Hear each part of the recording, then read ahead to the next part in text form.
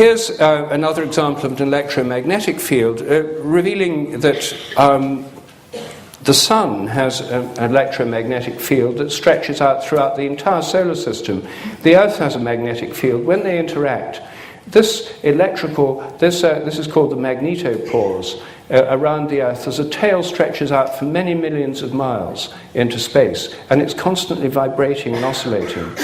This field nature of the universe is what we're only in the 20th century and the 21st century coming to realize.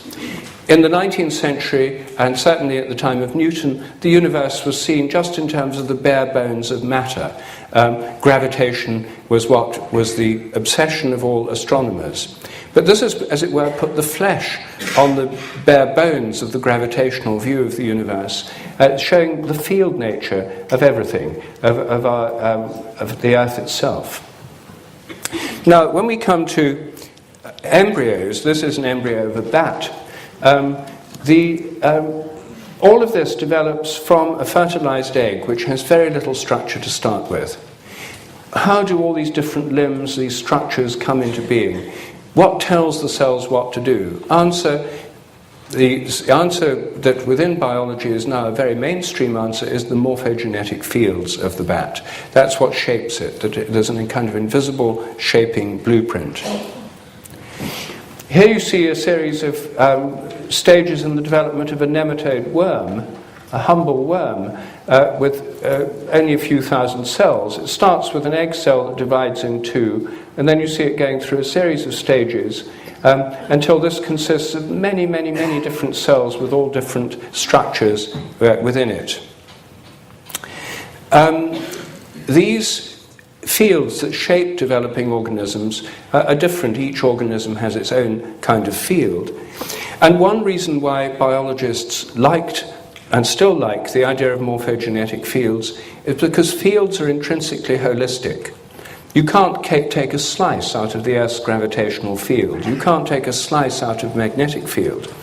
If you try and cut the North Pole off a magnet, you just chop the North Pole end off a magnet, you don't end up with an isolated North Pole. You end up with two magnets, each with a complete magnetic field.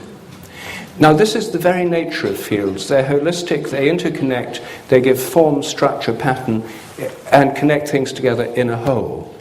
If you cut magnets into little pieces, you get lots of little magnets, each with a complete field. Now, that's totally different from the way machines work. Machines are made of parts put together artificially in factories that work together in the entire machine, but it doesn't have an overall organizing field that makes it a whole. If you cut a machine up, a computer up into small pieces, all you get is a broken computer. So field phenomena are very different. And living organisms are much more like field phenomena than like machines. If you cut up a machine, you just get a broken machine. But if you cut up or damage an embryo, that's not what happens. Here you see a normal dragonfly embryo inside the dragonfly egg. In this one, the egg was tied off and this part was killed. The back half of the egg would, in a normal case, have just given the back half of the embryo. But in fact, this part of the egg now has a complete but small embryo within it. So by damaging this, this now has a complete morphogenetic field, like half a magnet. It has a complete magnetic field, and it leads to a normal embryo forming. No machine would do that kind of thing. We see the same with regeneration. If you cut a plant up into lots of little bits, each cutting can become a whole new plant. Willow trees are particularly good at forming cuttings, and you can make thousands of cuttings from a willow tree. This is a flatworm that, cut up into 3 bits here, each of the bits can regenerate. The tail bit regenerates a new middle part and head. The middle bit gets a new head and tail. If you cut it crosswise, you get a new worm. If you cut it in half, from top to bottom, it regenerates a new half.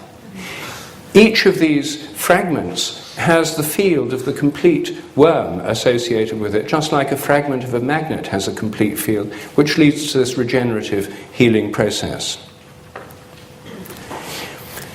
These are limbs of a newt, and in this case the newt's arm was amputated at this point here. On this side it was amputated at this point, much further down.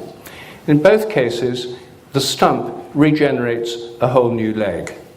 And again, this is best understood in terms of the field which remains associated with the limb, even though the limb has been cut off. Now, we have much less regenerative capacity than newts. You cut off a person's arm, it doesn't regenerate. We do, of course, regenerate in many of our tissues, the skin, the intestinal lining, the liver. We do have considerable regenerative powers. Without them, we wouldn't heal after damage. But less than a newt.